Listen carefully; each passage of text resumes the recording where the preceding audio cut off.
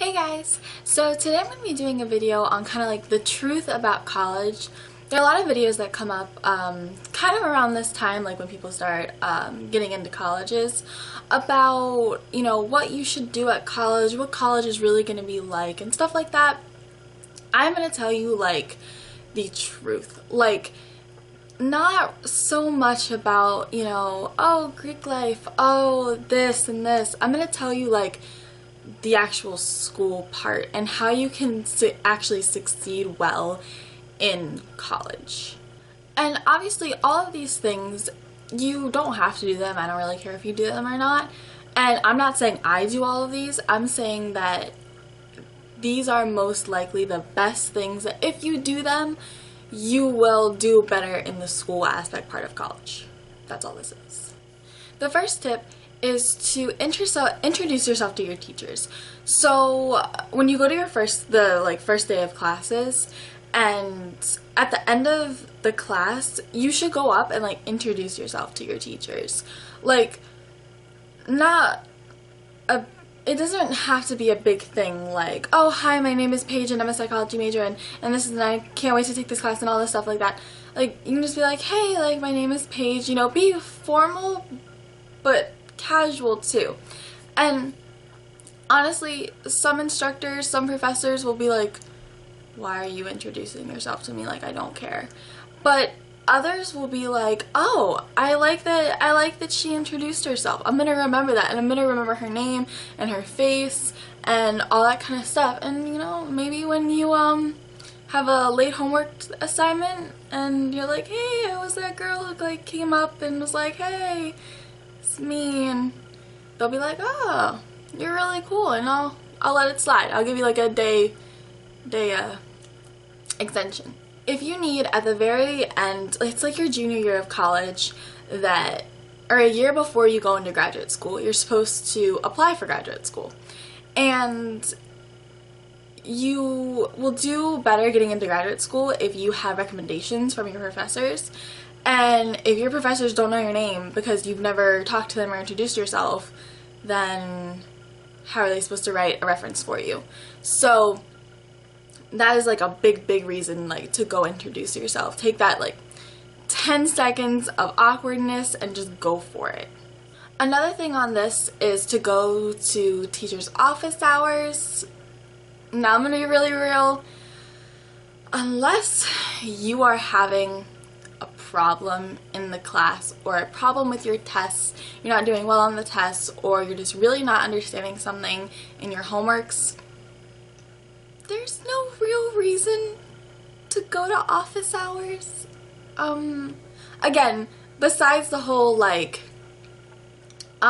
giving your teachers like a name and a face to who you are, but other than that, especially like if you talk in class a lot and they do know who you are, office hours are just gonna give you bonus points.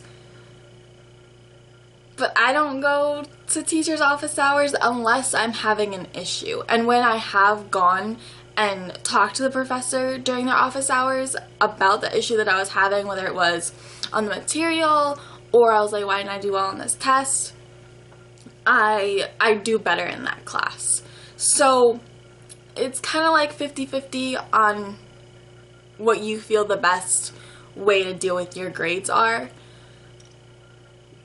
But I know a lot of people say, you know, go to teacher's office hours, go to teacher's office hours. You don't have to go to teacher's office hours. Another thing with professors is when you're not going to class for whatever reason. Okay, being real, go to class. It's not hard. You're there to go to class. It costs money to go to class. Go to class. It's not a difficult thing to go to class. Taking a day off every now and then and missing 1 or 2 classes, not a big deal. Teachers expect that. But not going to like every class, don't do that. That's literally ridiculous. So if you've been going to like every class and stuff like that, and you are just like, I really don't want to go today. I really don't. I had this like last week. And I was like, I really don't want to go. And I was laying in bed and I was like, I don't want to go. And I emailed my professor and was like, hey, okay, I lied. And I was like, my stomach hurts and I don't want to go. So like I can't go and stuff like that. And he emailed me back the next day and was like, hey, like that's totally fine, obviously. He like let me know what they went over in that class and what the material was gonna be for the exam, which he doesn't normally do. But when I haven't gone to that class, I've emailed him and told him why, because there's usually a legitimate reason for why I'm not going. So email your professors and let them know that you're not going to class. You don't even have to really give a reason. They don't always care, but it helps. But if you're just like, hey, you know, be really formal. Like, not how I'm talking right now. Be really formal. Like, hey, sorry, I'm not going to class. I'm so sorry to miss it. I will be there next class. Don't say, like, is there anything that I missed? Like, do that on your own. Like, look at the slides, get notes from classmates, like, anything like that. Like, don't ask the teacher that. But, you know, just, like, let them know that you're not going to be there. This is something that I didn't know about, and it's different places that you can study. So whenever you think about studying, like at a college, you think about studying at your desk in your room. There are so many other places to study though. I have a Starbucks on campus. I can study there. I can go into almost any of the classrooms here on campus and study there. I didn't know that, and I just wanted to put that in this video so that if you didn't know that, that you now know that. So this next thing is kind of like a three-part. So when you first go for your orientation, you'll have an advising session, and you'll most likely like pick your classes then. Know how many credits you need to take each semester to finish on time. You know what I mean? So like to finish in your senior year, or early, like if that's what you want to do. But like no one wants to have to stay an extra year, an extra semester or whatever. So like my college, you need to have 120 credits. So I think we did it. If this math is wrong, whatever, you can correct me.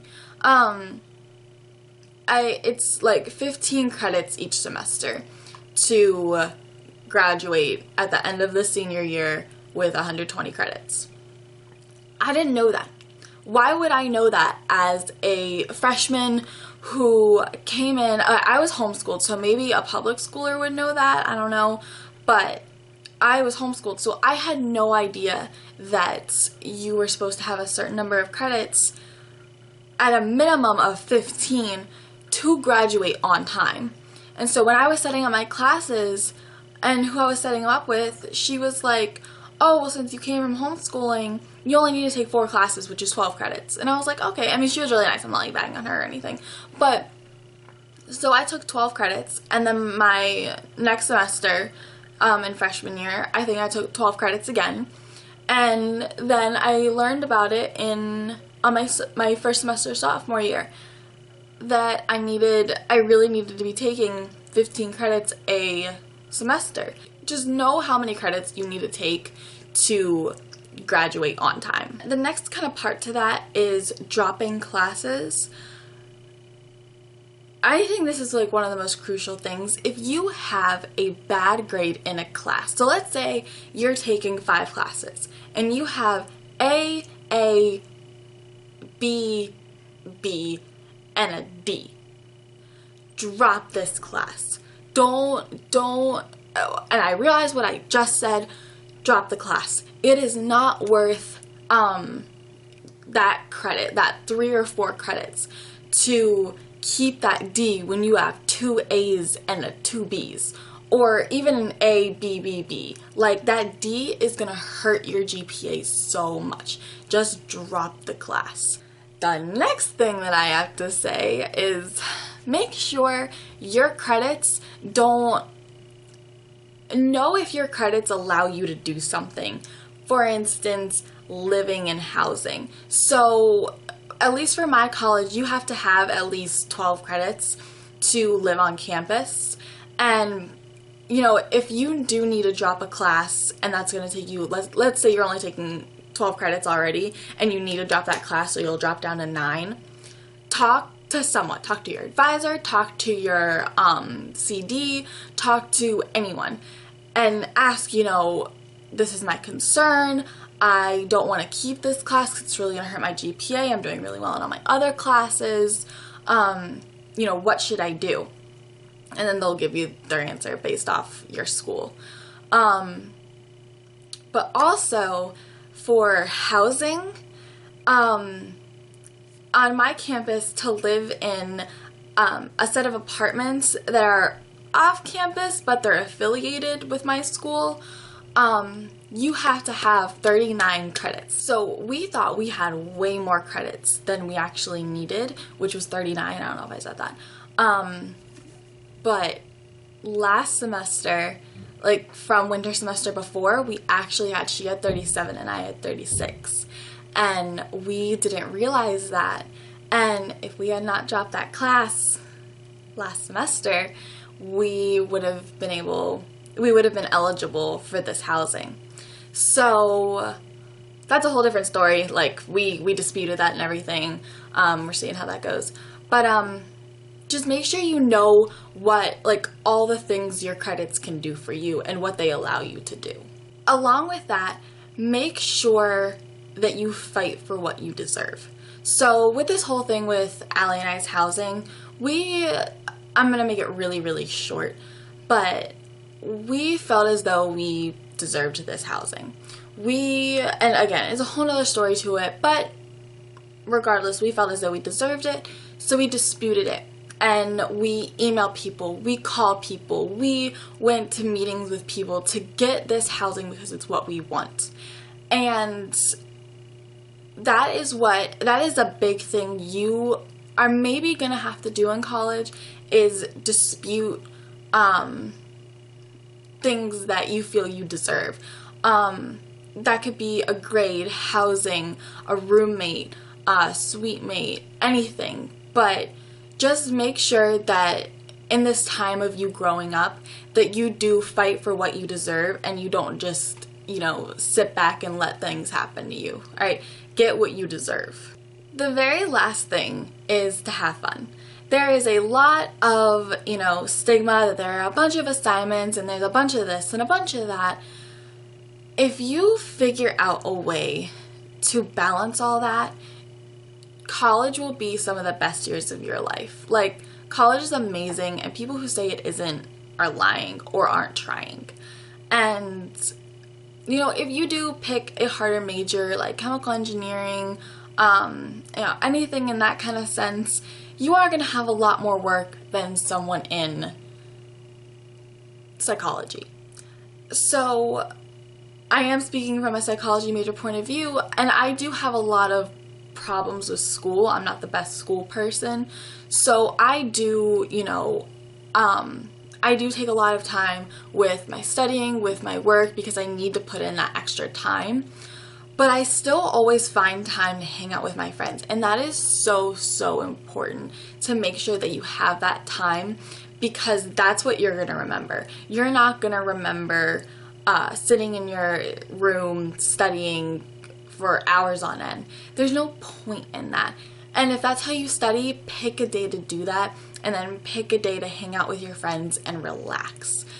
Like, it is just so important for your well-being. I promise you that you will be so much happier if you learn how to balance your schoolwork and your friends. So that's the end of this video. I really hope you guys enjoyed it. Let me know if you guys have any tips about college for any of the incoming freshmen or transfer students. And let me know if you guys are like heading into college or heading into high school. Let me know. So I will talk to you guys in my next video. Bye.